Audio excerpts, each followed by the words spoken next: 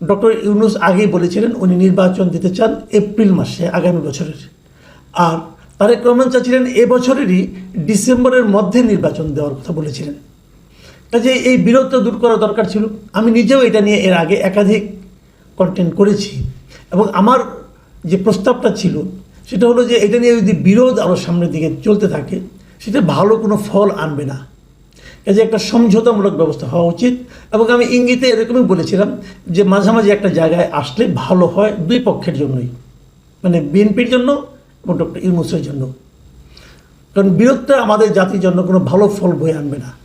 আর ব্যক্তিগতভাবে আমি আগে থেকেই বলেছিলাম যে আমি ডিসেম্বরের আগেই নির্বাচন করার পক্ষে, অক্টোবর হলে সবচেয়ে ভালো হয় আর তা নাহলে বড় যে ডিসেম্বর। এটা আমি পার্সোনালি বলেছিলাম। কী কারণে বলেছিলাম, কী কারণে এই সময়টা আমি নির্ধারণ করেছিলাম সেটা আমি ব্যাখ্যা করেছিলাম। যাই হোক, সেটা অন্য ব্যাপার।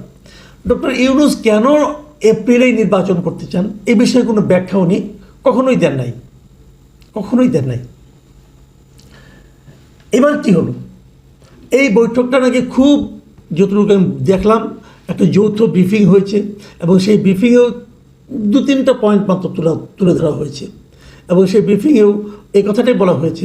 এবং সে বরং আমি ব্রিফিংটা আপনাদের ওই যৌথ ব্রিফিংটা পড়েই শোনাই কিছু কিছু জায়গায়, সেখানে কি কি বলা হয়েছে কি কি বলা হয়নি সেগুলো আমি বলি। ওইখানে তারেক রহমান প্রধান উপদেষ্টার কাছে বলেছেন যে উনি প্রস্তাব দিয়েছেন যে আগামী বছরের রমজানের আগে নির্বাচনের আয়োজন করার জন্য। এবং উনি এটাও বলেছেন দলের চেয়ারপারসন বেগম খালেদা জিয়াও মনে করেন যে ওই সময় নির্বাচন হলে ভালো হয়, মানে রমজানের আগে।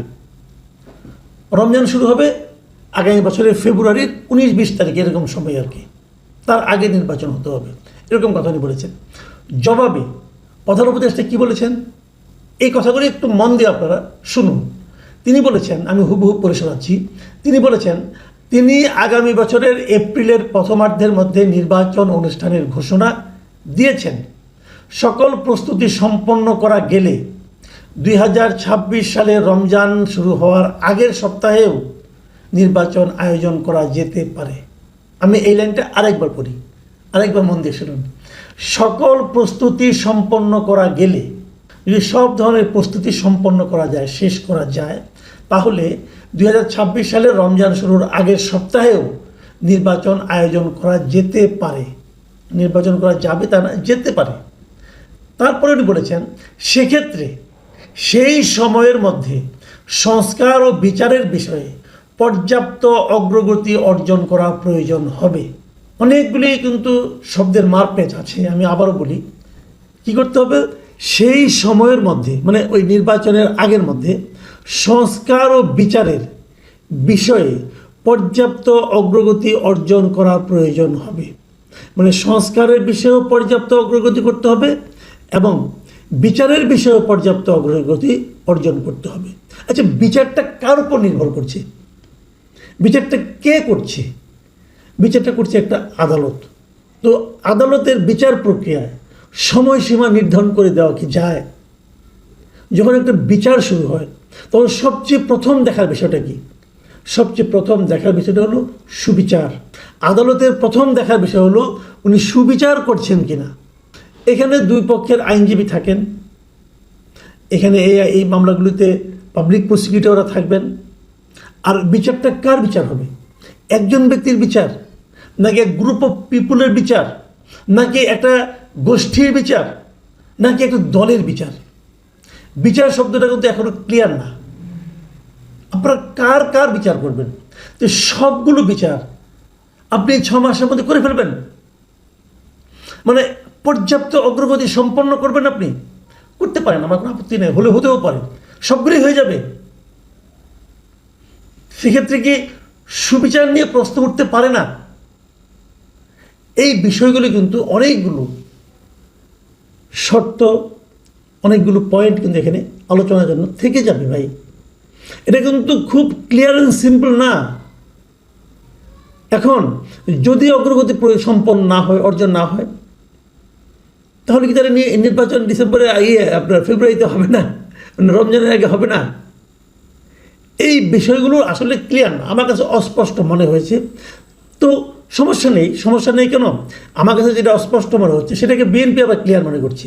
কারণ বিএনপির তারপরে যে যৌথ একটা সাংবাদিক সম্মেলন হয়েছিল, সংবাদ সম্মেলন হয়েছিল, সেই সংবাদ সম্মেলনে আমি দেখলাম যে বিএনপির পক্ষে আমির খসরু মাহমুদ চৌধুরী সাহেব উপস্থিত ছিলেন এবং উপস্থিত ছিলেন প্রধান উপদেষ্টার প্রেস সেক্রেটারি যিনি শফিকুল আলম, উনি উপস্থিত ছিলেন। আর উপস্থিত ছিলেন দেশের নিরাপত্তা উপদেষ্টা মিস্টার খলিলুর রহমান। আমি না একটা জিনিস ক্লিয়ার না, বুঝতে পারলাম না, সেটা হলো এই আলোচনায়, এই বৈঠকে নিরাপত্তা উপদেষ্টার কাজটা কি? বিদেশের মাটিতে যখন আমি অন্য অন্য দেশের কথা যদি ভাবি, এ ধরনের যখন কোনো আলোচনা হয়, নিজ দেশে দুইজন রাজনৈতিক দলের মধ্যে যে আলোচনা হয়, সেখানে নিরাপত্তা উপদেষ্টার কাজটা কি? উনি কি খুব বড় কোনো পলিটিক্যাল ফিগার? আমাদের দেশের রাজনৈতিক অঙ্গনে ওনার কি ব্যাপক গ্রহণযোগ্যতা? Why security adviser? এই কথাটাকে আপনারা খেয়াল করেছেন?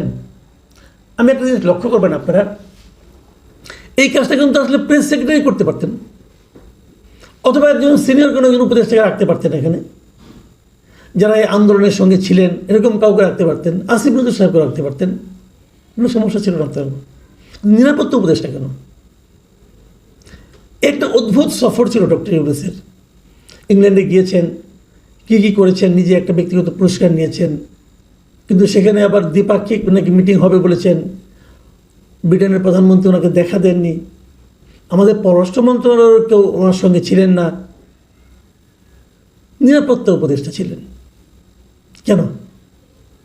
একটা জিনিস খেয়াল করেন, বিএনপির যে প্রধান যে দাবিগুলো ছিল ডক্টর ইউনূস সাহেবের কাছে অনেক আগে থেকে, নির্বাচনের ডেট নিয়ে আরেকটা দাবি কিন্তু বিএনপি করেছিল, যে ইসরায়েলের ইস্যুকে কেন্দ্র করে তারা এই উপদেষ্টাদের মধ্যে 3 জন উপদেষ্টার বিদায় চেয়েছিলেন, বলেছিলেন এই 3 জন উপদেষ্টাকে সরাতে হবে। এবং খুব ইন্টারেস্টিংলি এটা খেয়াল করা যাচ্ছে, আমি এটা বেশ কৌতুক অনুভব করছি, সেটা হলো ওই তার দাবিটা করার পর 3 জন উপদেষ্টার ব্যাপারে তাদের সেই দাবিটা উচ্চারিত হওয়ার পর থেকে আমি দেখছি বিএনপির সঙ্গে প্রধান উপদেষ্টা যখনই কোনো মিটিং করছেন, এবার 2বার হলো এটা নিয়ে, সেখানে ওই 3 জনের যে কোনো একজন থাকছেন। আগের বার যখন মিটিংটা হলো, সেখানে আসিফ মাহমুদ সজীব ভুঁইয়া, মানে সবচেয়ে কনিষ্ঠতম বয়সের দিক দিয়ে, অভিজ্ঞতার দিক দিয়ে তাকে বসিয়ে রাখা হয়েছিল। এবং বিএনপি যে 3 জনের কথা বলেছিলেন তার মধ্যে আসিফ মাহমুদ সজীব ভুঁইয়া ছিলেন, এবং এইবার মিস্টার খলিলকে রাখা হলো। এই খলিলের ব্যাপারেও বিএনপির আপত্তি ছিল। তার মানে বিএনপির যাদের ব্যাপারে আপত্তি তাদেরকে এনে বিএনপির পাশে বসিয়ে দেওয়া হয়েছে। তারপরেও আমি দেখলাম আমির খসরু মাহমুদকে জিজ্ঞাসা করা হলো, একজন সাংবাদিক প্রশ্ন করলো, আপনারা কি সন্তুষ্ট? আমির খসরু মাহমুদ চৌধুরী দৃঢ়তা নিয়ে বললেন, নিশ্চয়ই সন্তুষ্ট। উনি কিসে সন্তুষ্ট উনি জানেন। উনি কি খলিলের পাশে বসতে পেরে সন্তুষ্ট, নাকি উনি এই প্রস্তাবের কারণে সন্তুষ্ট, কি আমি জানি না আসলে বিষয়টা কি। তো এখন হয়তো অনেকে প্রশ্ন করবেন, তাহলে শেষ পর্যন্ত আমরা কী পেলাম?